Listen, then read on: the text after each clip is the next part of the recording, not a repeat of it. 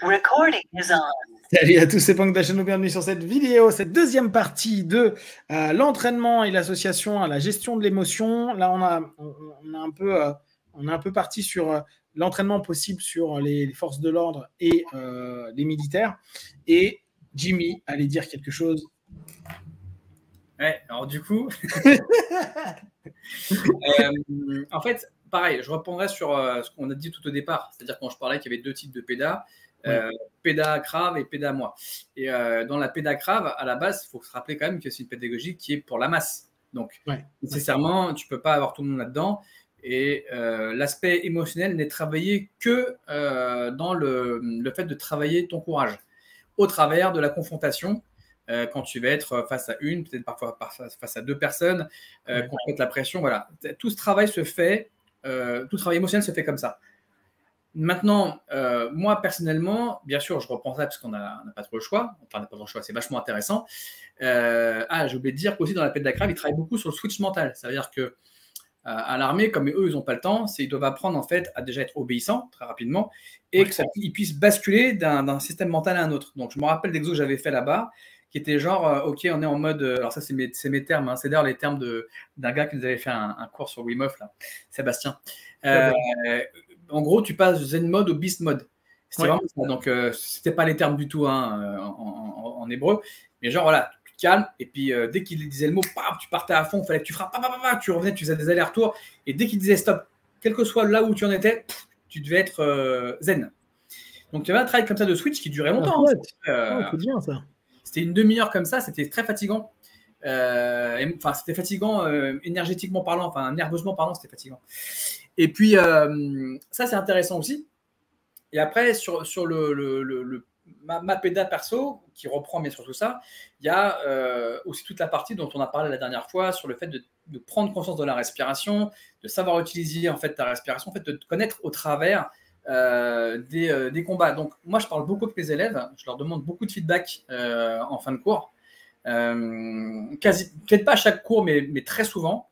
À tous les stages que je fais, alors le feedback il dure au moins 15-20 minutes parce que je veux vraiment savoir ce qui se passe en eux, ce qui s'est créé pour eux et de voir comment après moi je peux à nouveau reproposer quelque chose qui va peut-être mieux s'adapter à ce que j'ai perçu ou alors leur fournir des réponses qui vont pouvoir leur permettre à eux de mieux s'adapter par la suite sur quelque chose qu'ils n'avaient pas encore bien intégré. Tu vois ? Ouais. ce que j'aime bien là dans cette notion, c'est vrai que Seb Payen, pour ceux qui veulent se former en Wim Hof Method, c'est un instructeur, vous pouvez trouver sur internet. C'est effectivement on va dire ce standard mode et ce beast mode. C'est quelque chose qui est vraiment intéressant là justement pour la gestion des émotions parce qu'on crée des ancrages psycho-émotionnels qui nous permettent de nous dire j'ai du stress qui commence à arriver parce que j'ai l'impression qu'il y a une agression ou une agressivité, qu'elle soit physique, psychique, émotionnelle à un moment donné.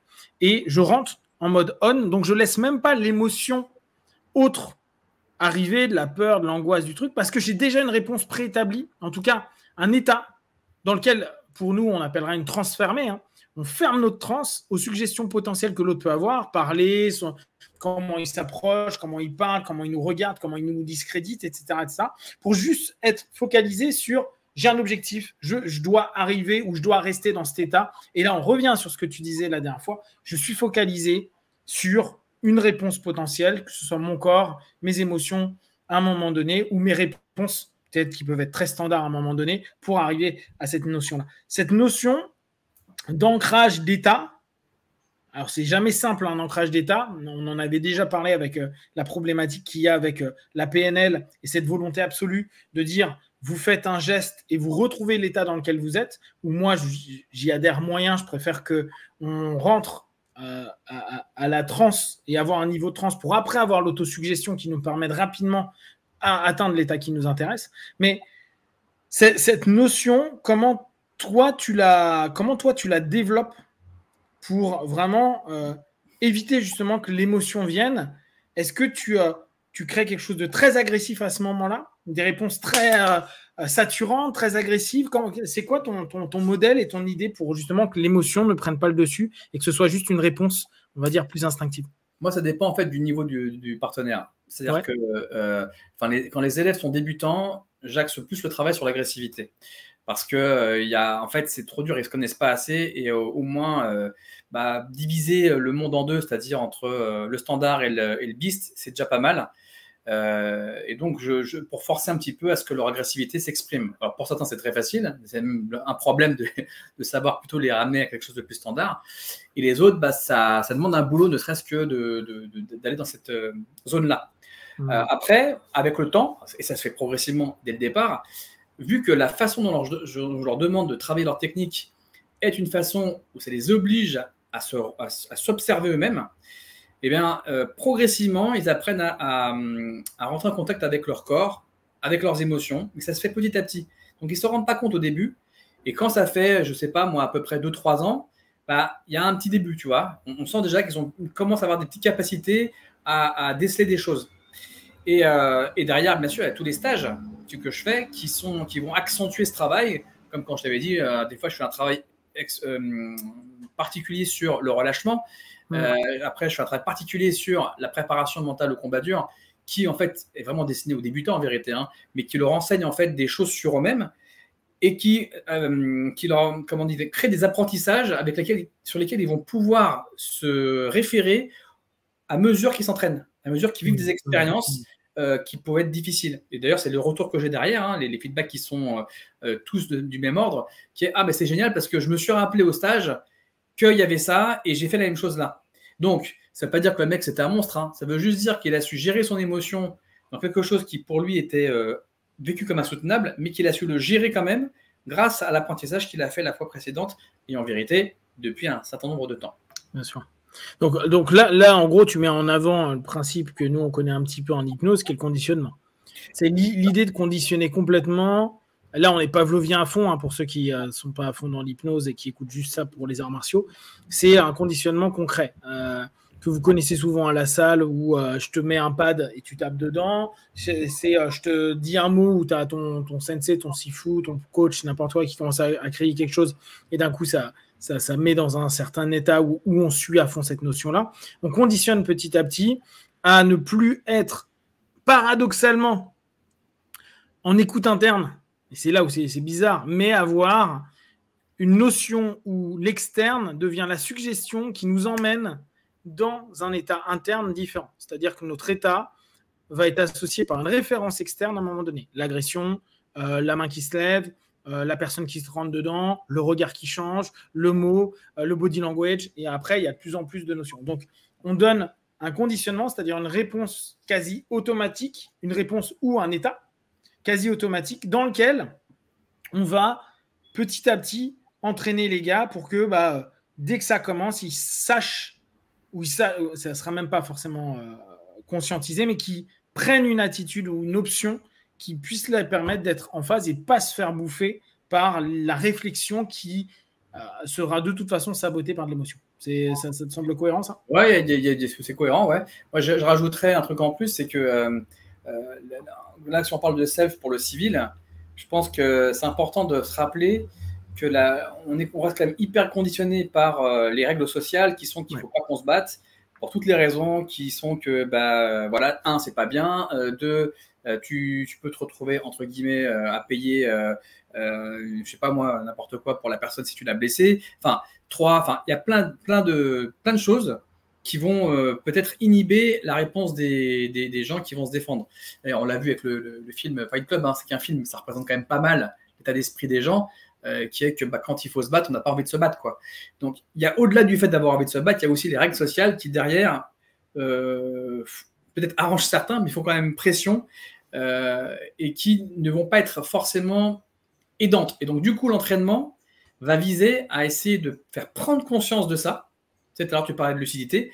Et le fait d'en prendre conscience, déjà, ça crée en fait comme une diffusion, ou comme une dissociation avec ces règles-là qui pouvaient à un moment donné être inhibitrices, pour l'être. Et voilà, donc c'est pour ça que je dis que la lucidité va passer aussi par de la compréhension, non seulement de ce qui se passe à l'intérieur de toi à force de t'observer, mais aussi de ce qui se passe des tenants et des aboutissants, de ce qui se passe en fait dans une altercation chez un autre être humain, quand ils discutent, quand ils sont en rapport l'un avec l'autre. Enfin, tu vois, c'est quand même hyper large. Hein. La self, c'est très très large. Je crois que je le disais dans une des vidéos précédentes avec toi, mais j'ai pas mal fait le test depuis à peu près 3 ans. Et c'est vrai que depuis que j'insiste un peu plus sur l'aspect sur la connaissance liée à la violence, etc., j'ai beaucoup plus de retours intéressants qui sont beaucoup moins, comment dire, incroyables parce que forcément, tu n'as pas de confrontation. Mais par contre, une gestion de la confrontation qui s'est faite avec de la lucidité et sans débordement émotionnel. Et moi, c'est ça qui m'a beaucoup marqué. Donc, c'est pour ça qu'après, j'ai fait les liens avec ce qu'on pouvait faire en psychothérapie, ou tu vois, ou en TCC, par exemple, les gens qui sont extrêmement anxieux, on va d'abord leur expliquer ce qui se passe dans leur corps pour que la peur de l'inconnu de ce qui se passe en eux disparaisse et ça leur fait une peur en moins, quoi. Voilà, c'est un peu l'idée. Et c'est là où moi, je dirais, perso, alors après, je ne dois pas être le seul à faire ça, mais c'est là où moi, perso, je vois un intérêt dans le travail de la gestion émotionnelle. D'accord.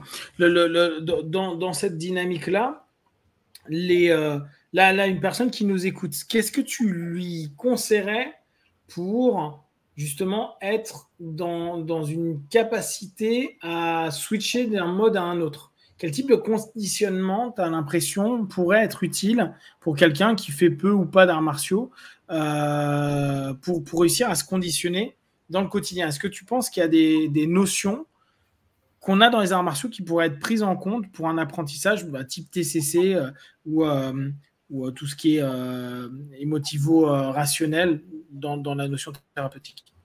Carrément. Bon, moi, je ne connais pas après toutes les techniques, mais après, s'il est tout seul, ça va être compliqué parce que pour trouver les bonnes choses en fonction de qui il est lui, moi, je ne le connais pas. Donc, je dirais de manière générale, déjà, tout seul, s'il est tout seul, c'est déjà de s'entraîner comme on le fait des fois quand on est jeune.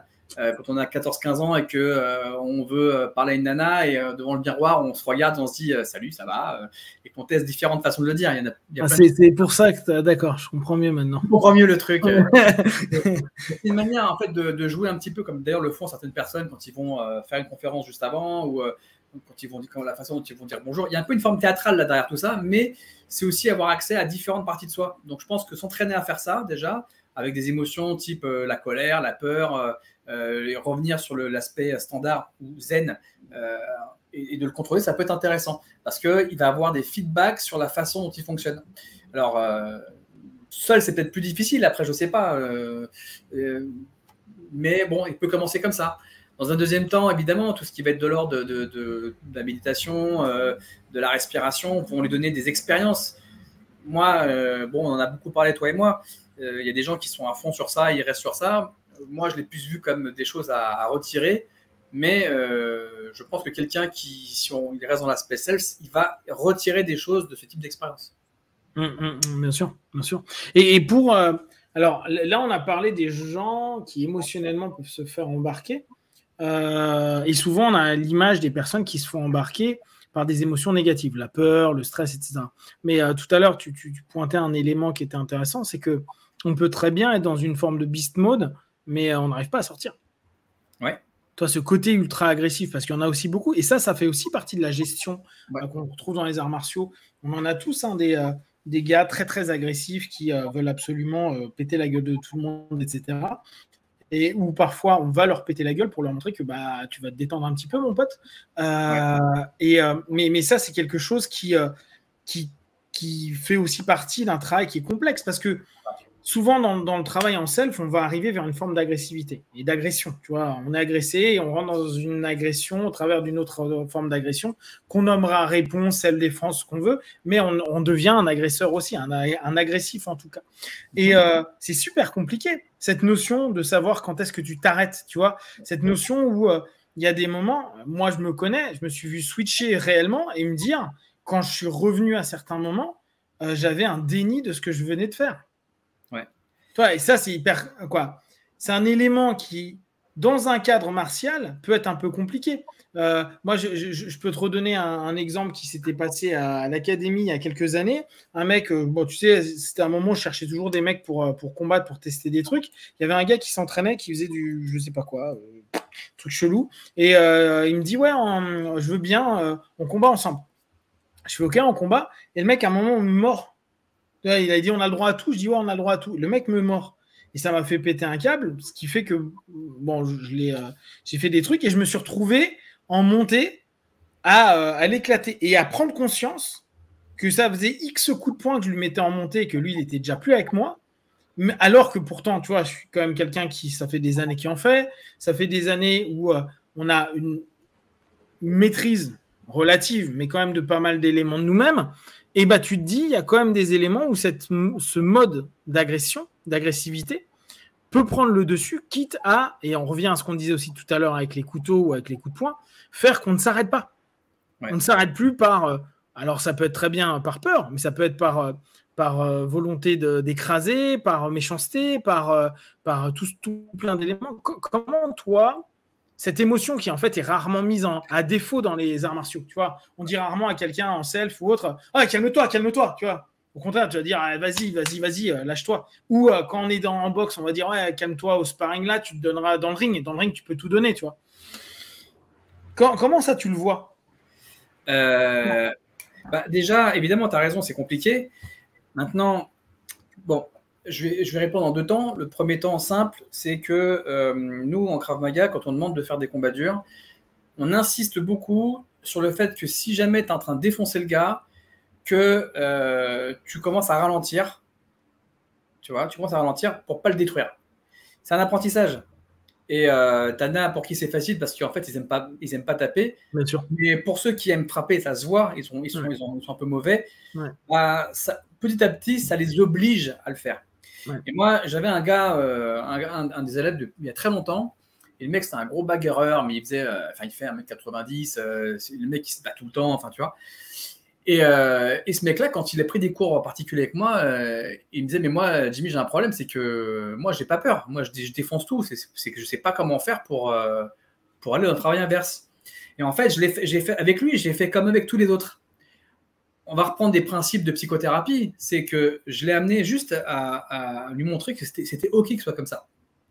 Je lui dis, tu sais, toi, t'es là, t'es pas bien parce que tu te dis putain, je tape des gens, etc. On leur fait mal et compagnie, c'est pas bien, mais en même temps, t'as plein de gens qui rêveraient d'être comme toi.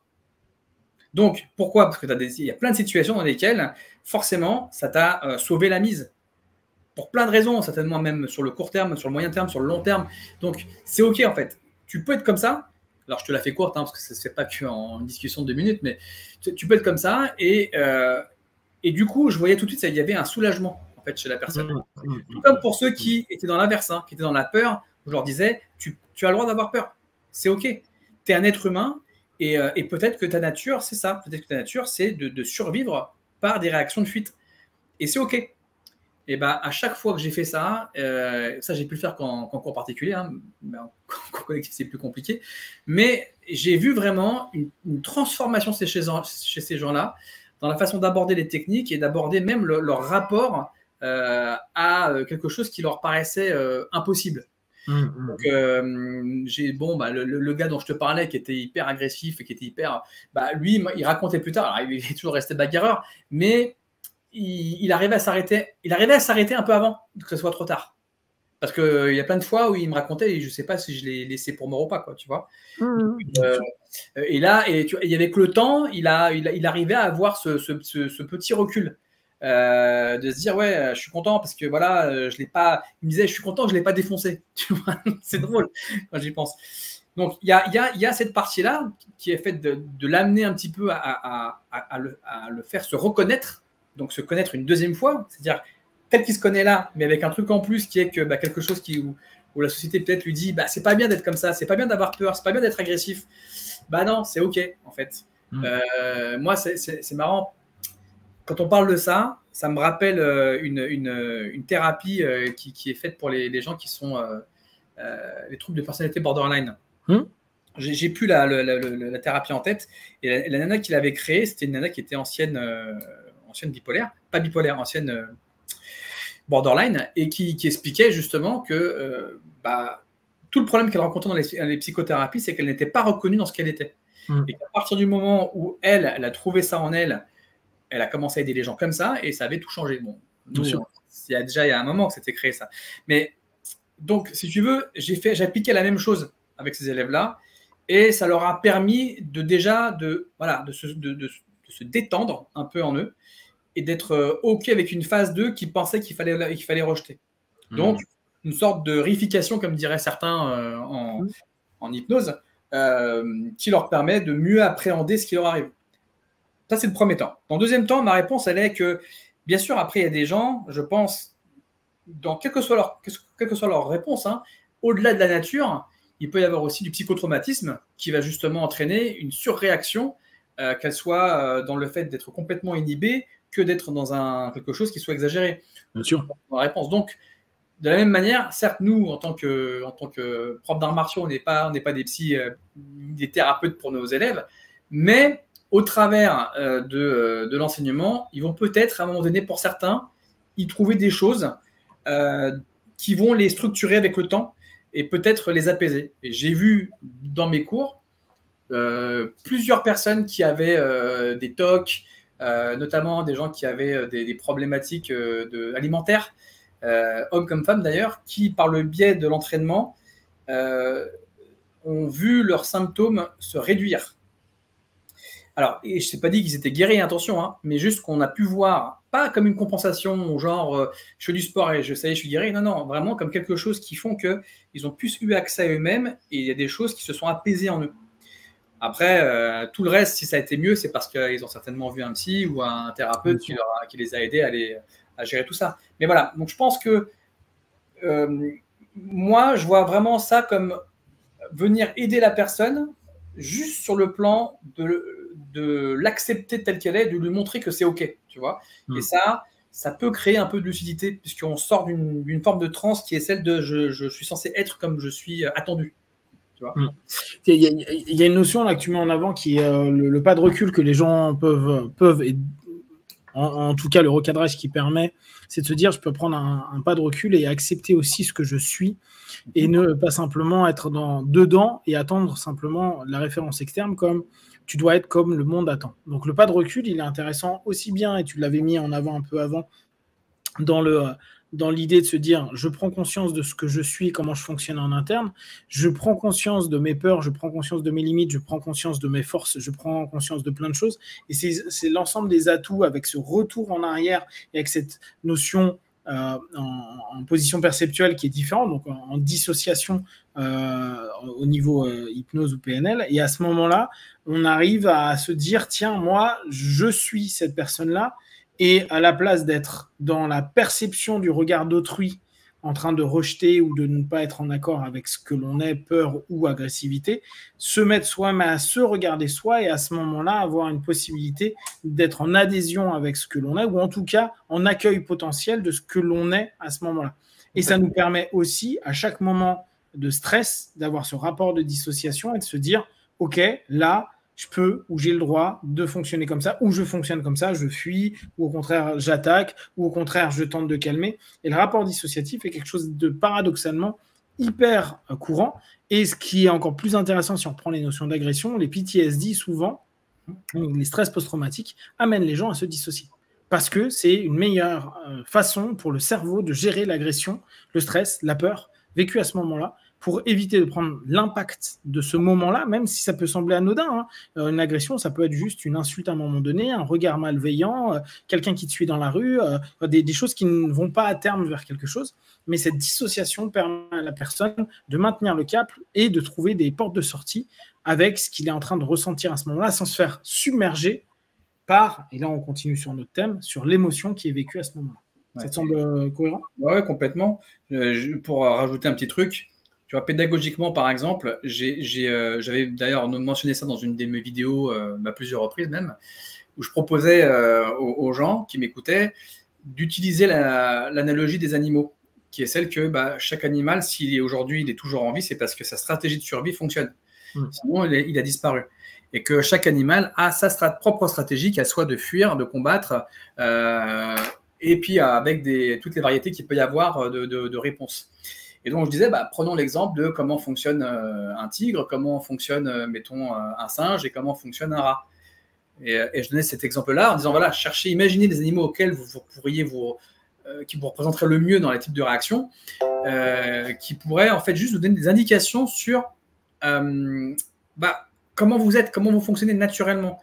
Un tigre, c'est un prédateur, donc ça bondit sur sa proie. Ça va quand même un peu d'abord regarder s'il peut le choper, etc. Mais c'est quand même c'est vraiment de la prédation. On prend le rat, c'est un peu tout l'inverse. Le rat, lui, il a une tendance en fait à n'attaquer quand il est acculé, quand il est seul. Donc ça veut dire qu'au départ, sa première réaction, c'est la fuite là où il y a un trou de sortie. Si toi, tu te reconnais dans le fait d'être un rat, c'est OK, ça marche. C'est peut-être la meilleure stratégie qui va fonctionner pour toi plutôt que d'essayer de faire le beau où tu vas te faire défoncer la gueule alors que c'est pas toi. Maintenant, tu es acculé. C'est là où tu vas pouvoir en fait réagir comme un rat qui se défend, mais ça ne t'empêche pas d'apprendre des techniques de tigre qui font que tu auras une réponse de rat qui sera encore meilleure. Tu vois, c'était un exemple que je donnais et ça, dans les retours que j'ai eu, ça avait pas mal aidé les gens qui m'en reparlent encore des années après en me disant que ça les avait beaucoup fait réfléchir et ça les avait apaisés dans leur façon de ok, je suis pas le plus fort. Tu sais bien que les arts martiaux, ça a une tendance à favoriser un petit peu l'image sexy du mec invincible, de l'animal surpuissant. Donc voilà, et ça les remettait un petit peu, ils prenaient du recul sur eux-mêmes et par le biais de cette métaphore. Yes, nickel. On va finir avec cette métaphore. Donc, pour résumer, on parle de cette notion où des notions simples pourraient être vraiment quelque chose d'intéressant pour la gestion des émotions au mieux dans des états de stress. Cette notion de pas de recul et parfois de dissociation pour nous permettre d'être plus en phase. Avoir la capacité dans ce travail interne de mieux se comprendre, mieux se connaître, mieux s'écouter, mieux s'accepter pour arriver au bout du compte à un accueil, une intégration d'une possibilité d'être ce que l'on est et de ne pas forcément devoir être ce que l'autre veut ou le fantasme qu'on peut aussi avoir de nous-mêmes pour rester plus vers ce que l'on est et donc trouver ses armes, ses possibilités et ses capacités pour réussir à répondre à du stress, de l'anxiété et ne pas plonger dans une notion d'angoisse ou de stress, et au travers de ça, ne pas hésiter à créer des états ressources qui, à un moment donné, nous font switcher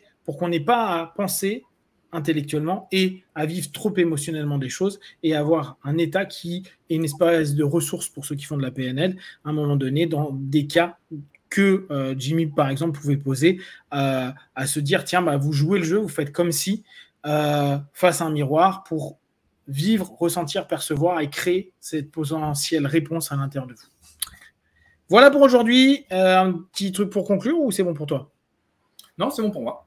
Ok. Si vous avez des questions et des remarques, vous les partagez sur Facebook, YouTube. On y répondra le plus rapidement possible. Et comme d'habitude, de tout ce que je propose et que Jimmy vous propose, ne prenez que ce qui est bon et juste pour vous tester, observer, analyser, concluez. Be one. Ciao. Salut.